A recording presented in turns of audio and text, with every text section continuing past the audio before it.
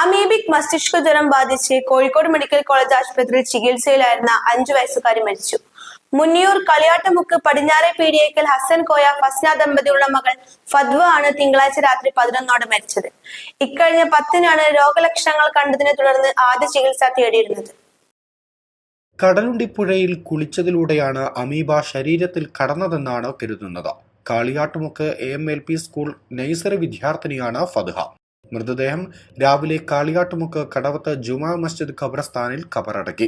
ഫദ്വയ്ക്കൊപ്പം കടലുണ്ടിപ്പുഴയിൽ കുളിച്ച മറ്റു 4 കുട്ടികളുടെയും പരിശോധനാ ഫലം നെഗറ്റീവായിരുന്നു. ഈ മാസം 1-നാണ് കുട്ടി കടലുണ്ടിപ്പുഴയിൽ കുളിച്ചത്. ഒരാഴ്ച കഴിഞ്ഞപ്പോൾ പനിയും തലവേദനയും വന്ന കുട്ടിയെ മലപ്പുറത്തെ സ്വകാര്യ ആശുപത്രിയിലെത്തിച്ച് ചികിത്സ നൽകിയിരുന്നു. ആരോഗ്യസ്ഥിതി മോശമായതോടെയാണ് കുട്ടിയെ കോഴിക്കോട് മെഡിക്കൽ കോളേജ് ആശുപത്രിയിലേക്ക് മാറ്റിയത്. ഫൈഹ, ഫംന എന്നിവർ സഹോദരങ്ങളാണ്.